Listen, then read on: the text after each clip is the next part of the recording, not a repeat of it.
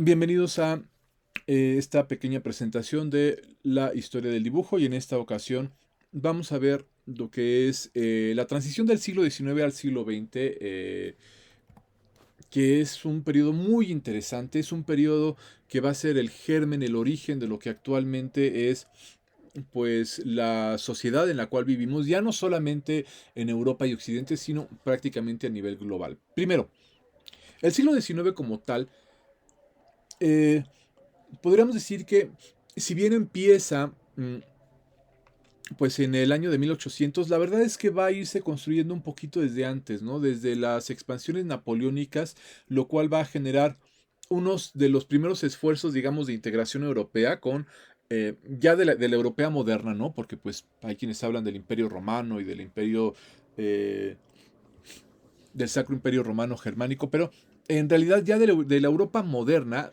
esta Europa que cuenta con estados mm, eh, con identidades nacionales específicas, ¿no? Alemania, bueno, Alemania por ahí está formando, pero lo que es Rusia, lo que es Francia, España, Italia también en formación. Pues el primer intento de unión va a ser por parte de Napoleón y sus expediciones. Eh, en el caso de la expedición que va a tener al África, él no solamente lleva una expedición militar para conquistar Egipto, sino que lleva también una expedición científica para que puedan hacer mediciones de los templos egipcios. En aquel tiempo Egipto no era tan conocido como ahora, es decir, evidentemente se conocían las pirámides, ¿no? Pero había un montón de cosas de la cultura antigua egipcia que no se conocían y que no se entendían. Y entonces, pues Napoleón lleva eh, dentro de su expedición científica también algunos dibujantes. Dominique Vivant Denon, que es el principal artista que va a registrar todas las esculturas y los templos que van encontrando a lo largo de una expedición que se va a alargar hasta la isla de Elefantina, ¿no? Por todo el Nilo, eh, lejos, digamos, ya de la expedición militar. Y lo interesante es que esto va a ayudar muchísimo a que en Europa se dé una fuerte, eh, un fuerte ¿cómo llamarlo? Como que se despierte un interés importante por Egipto, ¿no? Por las noticias que iban llegando desde África a Francia y de ahí se extendían a Europa, de todo lo que iban descubriendo. Y esto va a dar origen a lo que se conoce ahora como la egiptología, ¿no? La ciencia que se dedica al estudio de la historia antigua de Egipto. Y lo interesante no solamente es eso, sino que también permite que se empiecen a redescubrir las formas de los templos egipcios antiguos, de la frontalidad, de la jerarquización, de la rigidez que ya hemos visto en sesiones anteriores. Ahora, eh, este impulso, digamos, ex- eh, enciclopedista, ¿no? Que empezaba a regir desde el siglo XVIII y que ya vimos en la sesión anterior con los estudios que se hicieron para las aves de América, ¿no? La expedición científica de Napoleón. También se van a replicar en algunas pequeñas expediciones que se van a hacer en la zona de Mesoamérica, ¿no? Va a ser el redescubrimiento de la zona maya, de las ruinas. De los templos, digo, redescubrimiento porque eran zonas que se conocieron en el siglo XVI, pero que se habían dejado, pues, sin explorar, ¿no? Porque no había como grandes minas de oro que explotar en esa zona, no había grandes zonas eh, mm, ganaderas o agrícolas, lo que hubo fue una gran producción enequenera y aparte, pues, Yucatán siempre tuvo como que una visión o un trato diferente ante lo que fue la colonia, ¿no? Entonces, sobre todo Frederick Catherwood, quien va a hacer una expedición hacia la zona de Yucatán, se va a encargar de registrar las posiciones, los templos antiguos, los templos mayas, y esto va a hacer que también en México surja de nuevo como esta este impulso por los elementos antiguos mesoamericanos, por los elementos antiguos mesoamericanos, y esto va a servir muchísimo para plantear la identidad que después se va a tratar de impulsar con los movimientos, eh, en este caso los movimientos reformistas, ¿no? Los movimientos que después van a generar eh, van a dar a pie a la Revolución Mexicana, ¿no? Parece mucho tiempo, ¿no? Hablar del 44, 1844 a 1910 parece mucho tiempo, pero pensemos también como, por ejemplo, en nuestros días a veces hablamos del movimiento de 1968 como el origen de cosas que estamos viviendo actualmente en el año 2022, así que eh, mm, pues realmente no es tan alejado. Ahora, surgen también movimientos que se van a conocer como el romanticismo por un lado y el realismo social. Primero, ¿qué significan? Nuevas circunstancias, de nuevo, y repito en cada sesión, circunstancias distintas generan soluciones formales diferentes. El hecho de que después de las batallas napoleónicas y los movimientos independentistas en América hayan cambiado la estructura social y sobre todo que hayan desbancado a las grandes monarquías y grandes imperios que había desde la antigüedad, eh, esto va a llevar a una visión diferente, ¿no? La idea del romanticismo que en conjunto con el redescubrimiento de Egipto en Francia, ¿no? Después va a haber como algunos estudios de la Edad Media de nuevo, ¿no? Tratar de entender las grandes catedrales en Europa, en México, el redescubrimiento de las culturas mesoamericanas.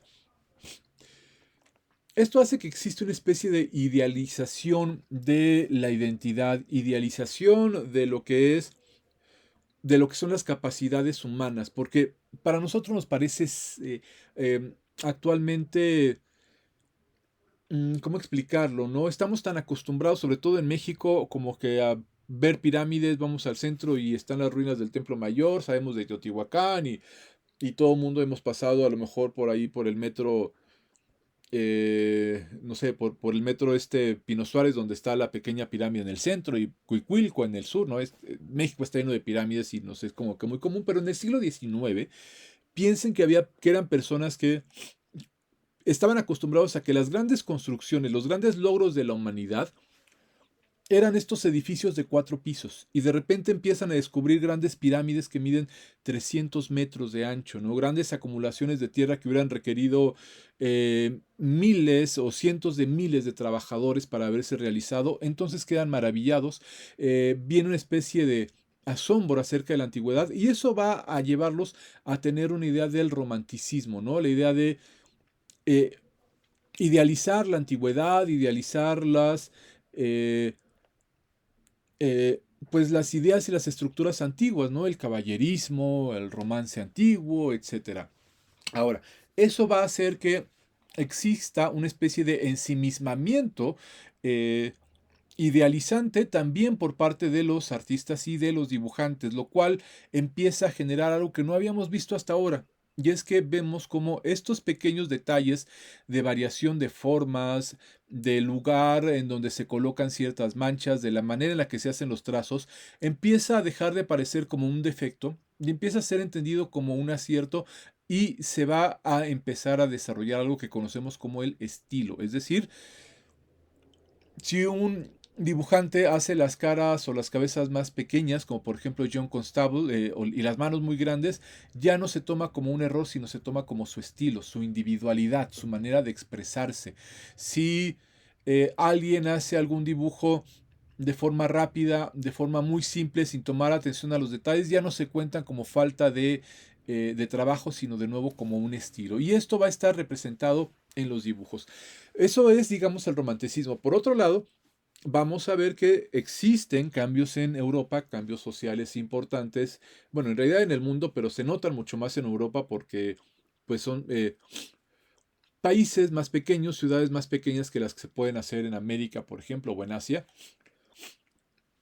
Y esto va a llevar a que el aumento en la población, debido a algunos avances eh, en la manera de producción, en la forma de producir alimentos, eso va a llevar a que haya una cierta explotación de población en Europa y y esto obviamente no significa solamente que hay más gente, por lo tanto, hay, digamos, pues personas que tienen que convivir, ¿no? En donde antes vivían, en una casa donde antes vivían 5, ahora viven 15, ahora viven 30, sino que también la comida que antes se repartía para 5 personas, ahora se tiene que repartir para 30, y si antes teníamos trabajos para 100 personas, ahora esos 100 trabajos tienen que, o más bien tenemos ahora, no sé, 300 o 400 personas peleando por esos 100 trabajos, lo cual va a generar fenómenos sociales de eh, pues digamos, que no se habían visto antes, vamos, no porque antes no hubiera mendigos, sino porque antes no constituían una clase social, ¿no? Y ahora sí van a ser tantos que van a empezar a ser un problema. Empieza a haber también abuso de algunas sustancias alcohólicas por parte también de algunas empresas que surgen y que no tienen escrúpulos. Y recuerden que estamos en la etapa del mercantilismo, donde todo lo que se pueda vender se vende. eh, Sin importar qué tanto daño le haga a la gente. Y eso va a generar entonces propuestas como William Hogarth, que va a hacer en este caso dos grabados, en los cuales vemos precisamente algunos de estos problemas generados por la sociedad del siglo XVIII, en este caso en Inglaterra. Ahora, el realismo social también va a ser tratado por la pintura, por ejemplo, en el caso de Jean-François Millet, en las espigadoras que tenemos aquí del lado de la derecha. Y esto es interesante porque se acuerdan que hasta este momento habíamos visto, no sé, en la antigüedad los retratos de la reina, perdón, de los dioses, ¿no? En la antigüedad y del emperador. Después vamos a la Edad Media y todo es Cristo, las imágenes de María, de Jesús, del Cristo Pantocrator. Nos vamos al barroco y empezamos a ver por ahí a los primeros, eh, digamos, empresarios, ¿no? Bueno, en este caso eran duques, condes, científicos retratados, algunos ya presidentes de las pequeñas naciones que iban surgiendo, ¿no? Las naciones jóvenes democráticas, pero ahora vean cómo empezamos a ver retratados a campesinos del lado derecho, mujeres campesinas, tomadas como temas dignos para la pintura. Ajá, esto es interesante en el realismo social, que ahora muestra lo que realmente es y nos trata como de hablar solamente de reyes, de emperadores y de grandes temas mitológicos. Y del lado izquierdo, lo que vemos aquí es una interpretación en el sentido romántico de lo que fueron las barricadas de la Comuna de París por ahí en 1831, de los levantamientos, eh, bueno, no, perdón, no de la Comuna de París, sino de los levantamientos de la, eh, de las revoluciones napoleónicas en París. Es este icono, ¿no? De una mujer entendida como la libertad, sosteniendo una bandera y después al lado como en esta, pues, lucha fraterna pues idealizada, ¿no? Vemos a personajes que para nosotros pues parecen como de todas las clases sociales, en realidad son personajes de clases sociales bajas en el siglo XIX, aunque los veamos de traje y de sombrero de copa, pues son eran atuendos, digamos, de personas que no tenían tantos recursos en aquel tiempo.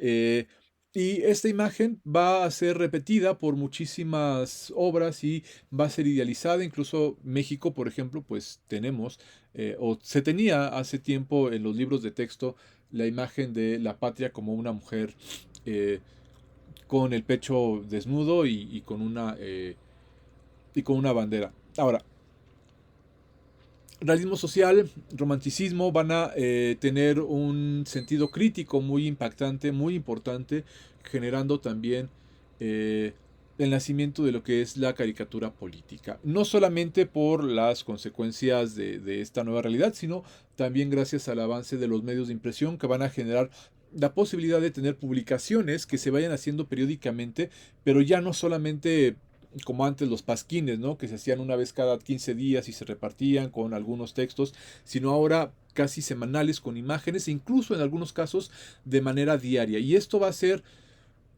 que sea posible hacer dibujos rápidos, simples, sencillos, con elementos críticos, caricaturescos de la realidad eh, política o social de su tiempo. En este caso, pues Honoré Daumier, que es uno de los grandes dibujantes de Occidente, considerado de los mejores grabadores y entintadores del siglo XIX y de toda la historia. O del lado derecho tenemos a John Bull, uno de los grandes caricaturistas ingleses, también considerado como de los principales originarios de lo que es la crítica inglesa actual. Ahora, el avance de la ciencia, el avance de la tecnología, derivado sobre todo gracias a una visión desde, digamos, los experimentos de Galileo en el Renacimiento, y que habíamos hablado poco porque no habían entrado tanto en el terreno de lo cotidiano. La ciencia en el siglo XIX empieza a hacerse presente en todos lados. Ya no solamente son avances específicos que se van dando, no sé, en el ejército o en ciertas fábricas, sino que empieza a haber avances que se notan ya en las casas de las personas, ¿no? Nuevos materiales para muebles, para trastes, para vajillas, nuevos materiales para la ropa. Nuevos usos diferentes o nuevos tratamientos, por ejemplo, para el cuero, para las fibras naturales, lo cual va a permitir un cambio ya cotidiano gracias a lo que serían los avances científico-tecnológicos. Y algo muy importante es que en el siglo XIX surge la fotografía. Los primeros ejemplos de Joseph Nicephore Niepce van a ser intentos de capturar la luz. Todavía requerían de una gran cantidad de luz, o sea, un gran tiempo, y no permitían que se tuviera retratos, ¿no? Hasta que llega Daguerre, que va a poder fijar mejor la imagen sobre las placas de vidrio. El problema con las placas de Niepce es que no se podían fijar tan bien, aunque ya se podían captar, ¿no? En este caso, esta pues sí se pudo tener como fue como digamos un experimento que resultó como bastante bien logrado. Esta vista desde la ventana de su casa, y se ha podido conservar con, bueno, con gran desgaste, pero se ha conservado. Mientras que las de Daguerre nos daban un excelente trabajo, una mejor calidad con el uso de lentes, pero sobre todo con mejores técnicas para lo que se conoce como el baño de paro, es decir, fijado de la imagen y que deje de estarse velando la placa sensible. Y vamos a tener el avance de la fotografía. La fotografía lo que va a hacer por un lado es que va a permitir, déjenme regreso al anterior, va a permitir que los artistas puedan tener imágenes fotográficas como referencia. Eso por un lado, pero por otro lado también va a permitir que al dedicarse la fotografía a representar la realidad de forma casi inmediata, todavía no es con un clic, pero sí es con una imagen de que piensen por mucho de unos 10 o 15 minutos de exposición. 10 o 15 minutos era instantáneo, considerando que un cuadro podría tardarse varios meses en pintarse. Entonces la fotografía va a tomar el lugar de la pintura como el principal medio de representación de la realidad, y eso hace que la pintura se pueda liberar, permitiendo que desde el mismo siglo XIX, algunos ejemplos, sobre todo con Joseph Maria William Turner, desde aquel tiempo empezamos a ver que deja de ser tan importante la exactitud en la representación, y de nuevo junto con el romanticismo viene este avance en la expresividad. Y ya para finales del siglo XIX es evidente que el artista va a tomar el control total, los pintores, los dibujantes, los ilustradores toman el control total de la expresión de su imagen. Ya no es necesario que la imagen se parezca a lo que ven nuestros ojos, sino que ahora podemos ver una interpretación individual y específica de cada autor. Ahora, para nosotros estas son grandes obras de arte y entendemos el gran valor que tienen. Para las personas del siglo XIX,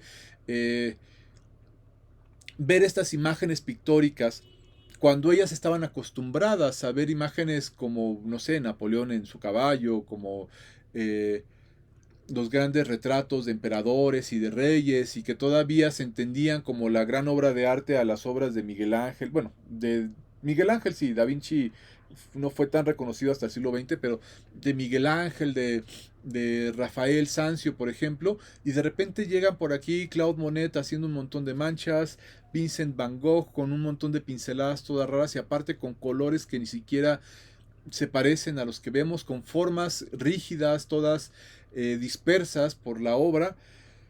Para las personas del siglo XIX, estas obras eran tan estridentes y tan ridículas como para nosotros ahora podría ser un plátano pegado con cinta adhesiva en una pared, ¿no? Hay que entender también que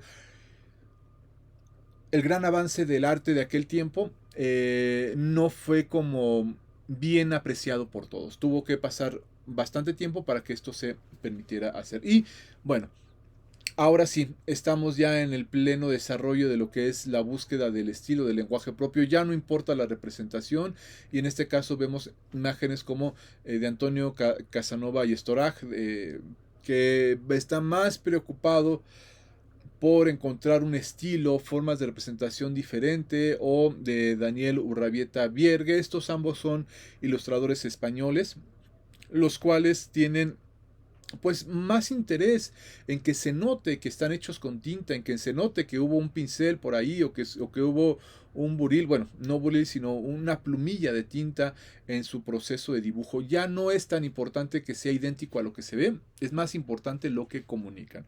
Ahora, una nueva realidad social, es decir, este gran crecimiento de las sociedades, de las clases obreras, de las eh, los avances científicos que permiten ahora generar impresiones diferentes.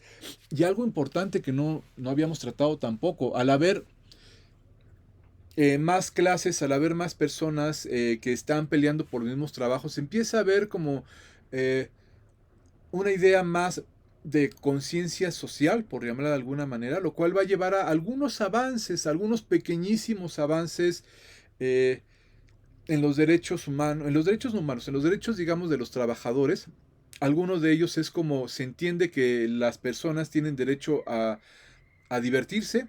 Antes de esto, una persona, antes del siglo XIX, bueno, del siglo XX en realidad, ¿no? Segunda mitad del siglo XIX, primera mitad del siglo XX, se entendía que si una persona iba a trabajar a una fábrica, tenía que trabajar todo el día en la fábrica y que a eso se dedicaba y que esa era su vida con ciertos avances, ciertos movimientos también serios, importantes pues que pues sí, que terminaron en la muerte de varias personas, de muchas personas, es que se empieza a reconocer la necesidad de que exista también un tiempo libre para los trabajadores.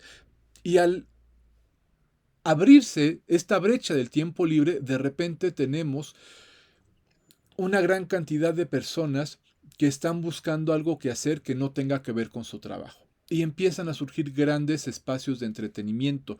Ya no solamente espacios, digamos, de, ¿cómo decirlo?, de enajenación, ¿no? Como antes pues había lugares, ¿no? Digamos, donde las personas iban a tomar y a consumir cosas y todo eso, sino que ya espacios donde realmente hay un entretenimiento, ¿no? Donde es como que la gente puede ir y estar nada más ahí un momento viendo algo diferente a lo que ve todo el día en su trabajo. Y eso va a hacer que surja la necesidad eh,